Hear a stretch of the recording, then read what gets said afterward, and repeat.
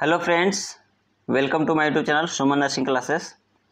Friends, इस video में हम शिजोफ्रेनिया पे केस स्टडी बनाना सीखेंगे। ठीक है, schizophrenia topic mental health nursing का ये टॉपिक है।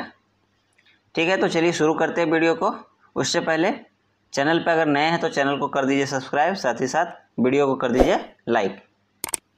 चलिए देखते हैं कैसे केस। तो सबसे पहले हम लोग यहाँ पे देखते हैं इंट्रोडक्शन पेज में जो स्टूडेंट है वो अपना इंट्रोडक्शन दे रहा होता है, साथ ही साथ कहाँ पे उसका ड्यूटी लगा है ये दे रहा होता है, और पेशेंट का डायग्नोसिस क्या था इसके बारे में बता रहा होता है। ठीक है, उसके बाद हम लोग चलते हैं नेक्स्ट पेज, और पेशेंट के नेक्स्ट पेज पे पेशेंट का आइडेंटिफिकेशन डाटा दिया जाता है। उसमें पेशेंट का पूरा डिटेल इंफॉर्मेशंस होते हैं, जैसे नेम क्या है पेशेंट का, एज, सेक्स, किस बेड पे पेशेंट है, आईपीडी नंबर क्या है, किस वार्ड में है, उसका एजुकेशन क्या है, ऑक्यूपेशन क्या है, मैरिटल स्टेटस क्या है, रिलीजन किस रिलीजन से आता है, address, diagnosis, identification marks, date of admission and date of assessment. ठीक है, उसके बाद हम लोग देखते हैं इन्फॉर्मेंट। उस पेशेंट, चूँकि मेंटल पेशेंट है तो उसके साथ किसी न किसी को रहना अनिवार्य है। क्या पता कब वो पेशेंट जो है उठ के भागना शुरू कर दे या कभी वार्ड से उठ करके कहीं चले जाए, तो इसके लिए उसके साथ जो इन्फॉर्मेंट होता है, जो हमें इन्फॉर्मेशन जिससे हम कलेक्ट कर रहे होते हैं, चूँकि वो हम उससे डाटा भी ले रहे होते हैं पेशेंट से, तो वो क्लियरली डाटा बताता नहीं है। ठीक है, क्योंकि मेंटल स्टेटस सही नहीं है तो अच्छे से हमारे साथ कोऑपरेट नहीं कर पाएगा, हमें हर एक चीज़ का इन्फॉर्मेशन जो हम चाहेंगे उससे नहीं मिल पाएगी। इसलिए इन्फॉर्मेंट का नाम यहाँ पे जाना जरूरी है, उसके साथ एक इन्फॉर्मेंट होना चाहिए। तो यहाँ पे पेशेंट के साथ जो है इन्फॉर्मेंट के रूप में वो पेशेंट की माँ है। ठीक है, प्रेजेंटिंग चीफ कंप्लेंट क्या है, सेक्रेटरी के अनुसार अकॉर्डिंग टू पेशेंट और अकॉर्डिंग टू इन्फॉर्मेंट। हमको दोनों से ही इन्फॉर्मेशन डाटा कलेक्शन करनी है। ठीक है, पेशेंट से भी और इन्फॉर्मेंट से ही। पेशेंट क्या बताता है एक्चुअल में और पेशेंट के साथ एक्चुअली क्या हो रहा है वो इन्फॉर्मेंट बताएगा। पेशेंट हो सकता है मेंटल पेशेंट है तो उसको कुछ और हो रहा है और उसे वो बोलेगा कुछ और। ठीक है, उसके बाद सोशल इन्फॉर्मेशन लेते हैं। ठीक है, इंटरपर्सनल रिलेशनशिप के बारे में देखते हैं, उसका बायोलॉजिकल उसका हिस्ट्री लेते हैं। ठीक है, अब यहाँ पे है हिस्ट्री ऑफ प्रेजेंट इलनेस, कितना दिन से है, उसका ड्यूरेशन क्या है, मोड ऑफ ऑनसेट क्या था, कोर्स क्या है, इंटेंसिटी एंड प्रेसिपिटेटिंग फैक्टर्स कौन कौन से हैं। ठीक है, description of the present illness, आप इसको वीडियो को पॉज करके इसको पढ़ लीजिएगा डिटेल में। ठीक है, उसके बाद ट्रीटमेंट हिस्ट्री देख लेंगे, कौन कौन से दवा चल रहा है, ये सारा चीज़। Past psychiatric and mental medical history,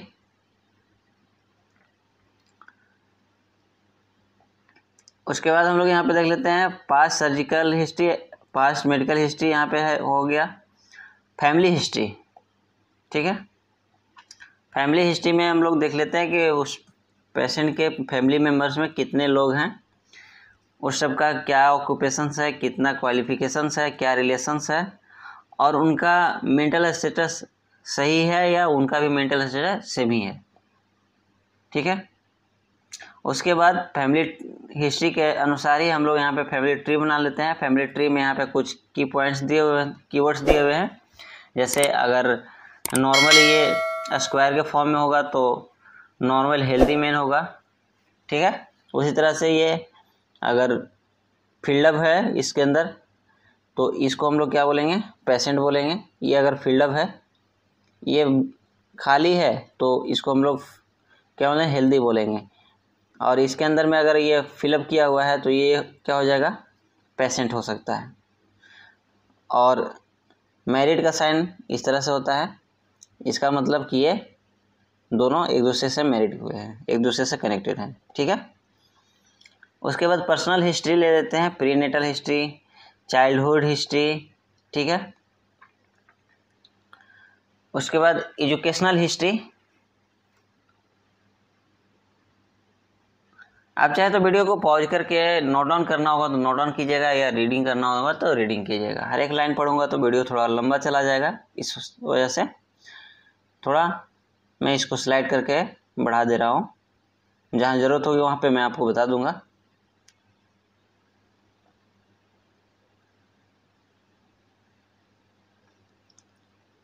friends, और भी अगर आपको केस स्टडी एनसीपी वगैरह चाहिए मेंटल हेल्थ का तो डिस्क्रिप्शन बॉक्स में लिंक है उसका, आप वहाँ से जाकर देख सकते हैं। या फिर इस चैनल पे चारों ईयर का सारे असाइनमेंट्स डाले हुए हैं, तो आप जा करके डिस्क्रिप्शन बॉक्स से भी देख सकते हैं, या ऊपर आई बटन में मैं लिंक दे दूंगा, वहाँ से आप जाके देख सकते हैं। मेंटल स्टेटस एग्जामिनेशन में हम लोग पूरा डिटेल स्टडी करते हैं। जनरल अपीयरेंस एंड बिहेवियर को देखते हैं, फेशियल एक्सप्रेशन देखते हैं, लेवल ऑफ ग्रूमिंग देखते हैं, लेवल ऑफ क्लीनिनेस देखते हैं, लेवल ऑफ कॉन्शियसनेस देखते हैं, मोड ऑफ एंट्री देखते हैं, और कोऑपरेटिवनेस देख लेते हैं, आई टू आई कांटेक्ट कर पाता है कि नहीं, साइकोमोटर एक्टिविटी को देख लेते हैं, अच्छे से रैपिड बना पाता है कि नहीं, गेस्चरिंग, पोस्चरिंग एंड अदर मूवमेंट्स, सारे चीज़ को हम लोग यहाँ पे नोट डाउन करते हैं। उसके बाद हम लोग करते हैं स्पीच। इनिशिएशन कैसा है, रिएक्शन टाइम कितना है, रेट क्या है, स्लोली है, प्रोडक्टिविटी क्या है, प्रेशर के साथ बोल रहा है, वॉल्यूम इंक्रीज है, टोन मोनोटोनस में बोले जा रहा है, ठीक है। इस तरह से सारा चीज़ें मैं इसको स्लोली स्लाइड कर रहा हूँ, आप इसको जहाँ पे ज़रूरत हो पॉज करके नोट डाउन कीजिएगा।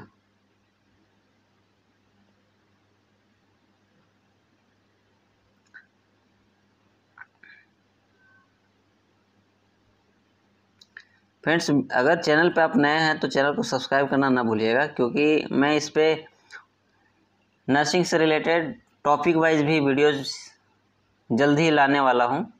तो आप चाहे तो इस चैनल को सब्सक्राइब कर ले ताकि आगे आपको हेल्प मिल सके।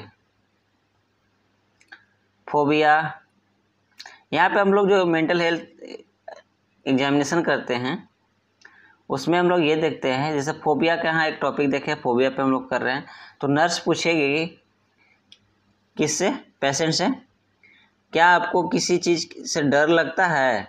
अगर पेशेंट नहीं बोला तो उस वही हम रेफरेंस में लिखेंगे तो पेशेंट हैज़ नो फोबिया। अगर पेशेंट हाँ बोलेगा तो हम उसमें क्या लिखेंगे, पेशेंट हैज़ फोबिया। सेम चीज़ें परसेप्शन में इल्यूजन्स को देख लेंगे, आपको किसी चीज़ में कुछ और दिखाई देता है क्या, पेशेंट कुछ नहीं बोल रहा है, नोट रिस्पॉन्डेड। रेफरेंस में क्या होगा, इन्फ्रेंस में नोट रिस्पॉन्डेड। हेलुसिनेशंस, उसी तरह से हर एक टॉपिक पे हर एक पॉइंट पे हम देख लेते हैं, पेशेंट से जान लेते हैं, ठीक है।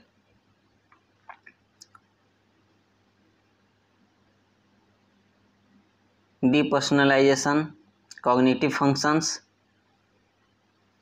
Consciousness, patient is conscious, orientation,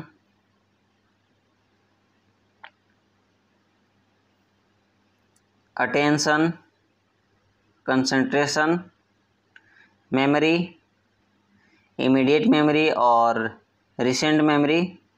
इसमें हम लोग ये जानना चाहते हैं कि जैसे यहाँ पे एक नर्स पूछ रही है, 3 पेन दिखाते हुए ये किस किस कलर की पेन है, लाल, काला, नीला। अगर पेशेंट पहचान लेता है कलर को तो इसमें क्या इन्फ्रेंस में लिखेंगे, इमीडिएट मेमोरी इज इंटैक्ट, मतलब सही है। उसी तरह से recent memory, remote memory, intelligence level को चेक करते हैं, ठीक है।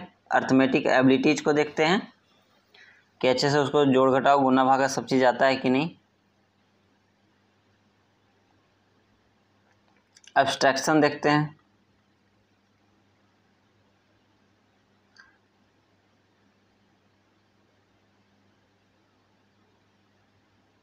उससे पर्सनल चीज़ों के बारे में पूछेंगे कि आप यहाँ से अगर घर जाओगे तो फिर क्या करोगे। पेशेंट कुछ नहीं बता रहा तो यहाँ पे इन्फ्रेंस में नो रिस्पॉन्ड लिख देंगे। उसी तरह से हर एक पॉइंट पे हम पेशेंट से पूछते हैं और जानने की कोशिश करते हैं कि पेशेंट एक्चुअल में क्या आंसर दे रहा है। ठीक है फ्रेंड्स, तो अब ये मेंटल हेल्थ एग्जामिनेशन के बाद अब हम लोग देखते हैं फिजिकल एग्जामिनेशंस। ठीक है, फिजिकल एग्जामिनेशंस हम नॉर्मल जो मेडिकल सर्जिकल नर्सिंग का भी जो से स्टडी बना रहे थे उसमें भी देखते थे और मेंटल वाले में भी हम लोग देखेंगे। तो सेम चीज़ें, appearance, body build, temperature, pulse rate, respiration, BP, weight, any physical abnormalities. ठीक है, respiration, abdomen, lymph nodes, level of consciousness, orientation, speech, language, memory and cranial nerve examination. सारा चीज़ का हम लोग फिजिकल एग्जामिनेशन में देख लेंगे। उसके बाद हम लोग अब डिजीज का स्टडी अच्छे से करेंगे। क्या है डिजीज कंडीशंस? तो सिजोफ्रेनिया का डिजीज था, उसके अनुसार यहाँ पे डिफिनेशन दिया हुआ है सिजोफ्रेनिया का। आप लोग पढ़े भी होंगे सिजोफ्रेनिया का definitions. A psychotic condition characterised by a disturbance in thinking, emotions, violation, faculties in the presence of clear consciousness which usually leads to social withdrawal। Epidemiology क्या है इस डिजीज का? उसके बाद एटियोलॉजी, एटियोलॉजी में बुक पिक्चर और patient picture.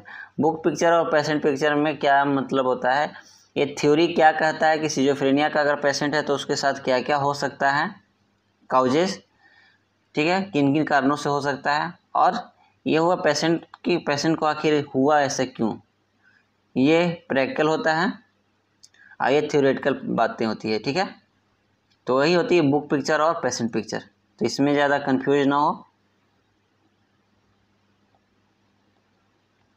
उसके बाद genetic theories, perinatal risk factors, psychodynamic theories, developmental theories, family theories, सब अलग अलग तरह के थ्योरी जो हैं जो काउज करते हैं मेंटल स्टेटस को। ठीक है, vulnerability, stress models, social factors, clinical features. मैं इसको स्लोली स्लाइड कर रहा हूँ, आप इसको चाहे तो पॉज करके नोट डाउन कर सकते हैं।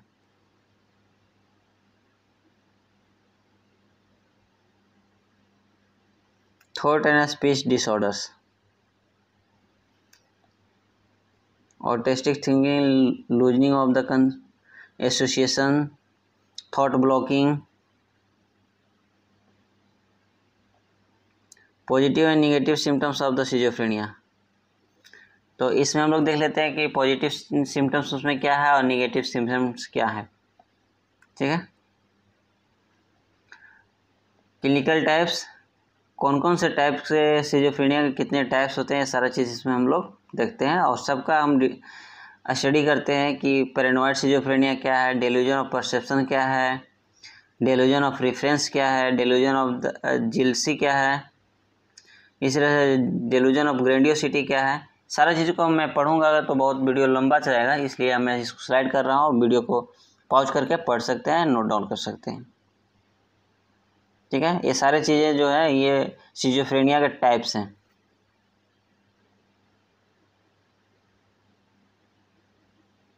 Clinical feature of the retarded catatonia.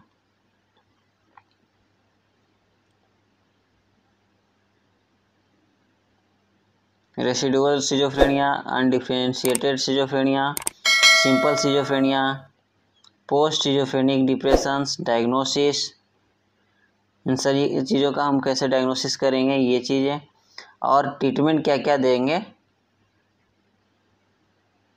ये चीज़ें सारी चीज़ों को मेंशन करना है। ठीक है, ए टिपिकल एंटीसाइकोटिक देंगे तो कौन कौन से देंगे, उसमें कौन कौन से होते हैं, साइकोलॉजिकल थ्योरीज क्या हैं, थेरेपीज क्या हैं, जैसे ग्रुप थेरेपी दे रहा है, बिहेवियर थेरेपी दे रहा है, कॉग्निटिव थेरेपी दे रहा है, फैमिली थेरेपी, इन सारे चीज़ों को हम पढ़ेंगे अच्छे से।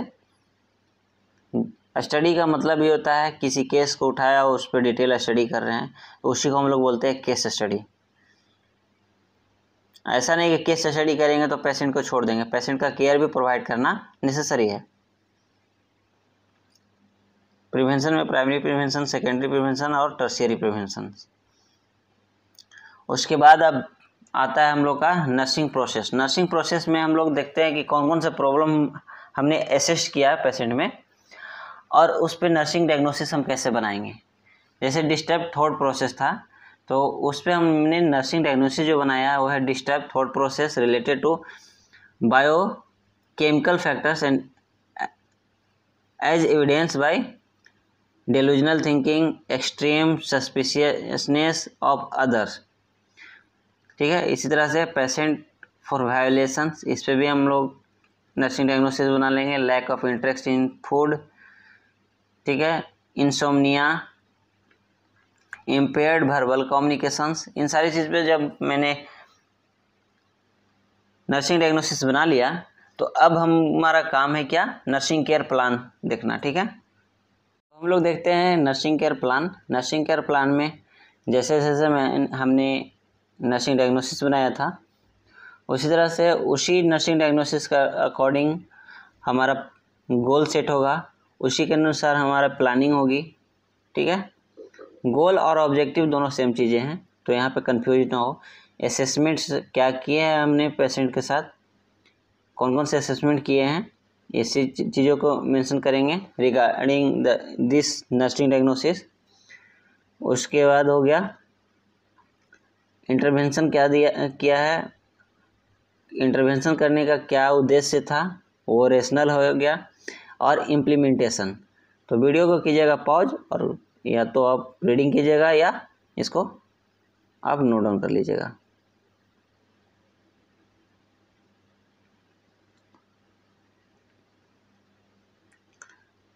दूसरा नर्सिंग डायग्नोसिस क्या था, patient for violation and self directed, ठीक है, और at other related to command hallucinations evidence by physical violence. उसका गोल क्या है, इंटरवेंशन क्या है, सारा चीज़ को आप पॉज करके नोट डाउन कीजिएगा। मैं इसको स्लाइड कर रहा हूँ।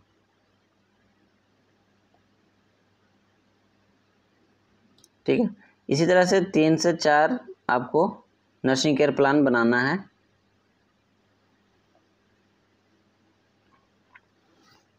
ठीक है फ्रेंड्स, तो ये था नर्सिंग केयर प्लान। अब चलते हैं हम लोग आगे, और अब हम हेल्थ एजुकेशन देखते हैं। ठीक है, हेल्थ एजुकेशन अलग अलग टॉपिक पर देखेंगे। जैसे मेडिकेशंस हुआ, मेडिकेशंस में हम ये बताएंगे पेशेंट के जो इन्फॉर्मेटिव होंगे, उसके साथ जो आए होंगे इनको टाइम से खाना खिलाइएगा। पेशेंट को भी बताएंगे कि टाइम से दवा खाना है, टाइम से खाना खाना है, सारी चीज़ें डाइट्स में क्या लेनी है।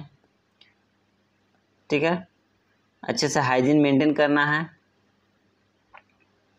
इसको आप पॉज करके नोट डाउन कीजिएगा। ठीक है,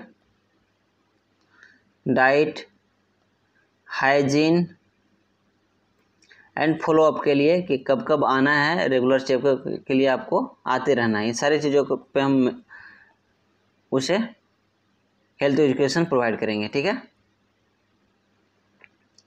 उसके बाद course and prognosis. Course and prognosis का मतलब हुआ फ्रेंड्स यहाँ पे कि ये जो पेशेंट है उसमें ट्रीटमेंट चल रहा है तो कितना सुधार हो रहा है, और इसका कितना % सुधरने का चांसेस है, इस क्योर होने का चांसेस है। ठीक है, इस डिजीज का। देन आफ्टर कंक्लूजन, कंक्लूजन के बाद लास्ट में होता है रेफरेंसेस। ठीक है, तो रेफरेंसेस में किस किस बुक से आपने रेफरेंस लेकर उस केस को स्टडी किया, ये सारी चीज़ को यहाँ पे मेंशन करते हैं। तो आज की वीडियो में इतना ही। वीडियो कैसा लगा कमेंट सेक्शन में ज़रूर बताएं। साथ ही साथ वीडियो अगर अच्छा लगा हो तो अपने दोस्त तक शेयर करें और वीडियो को लाइक करना ना भूलें। Thank you guys, bye bye.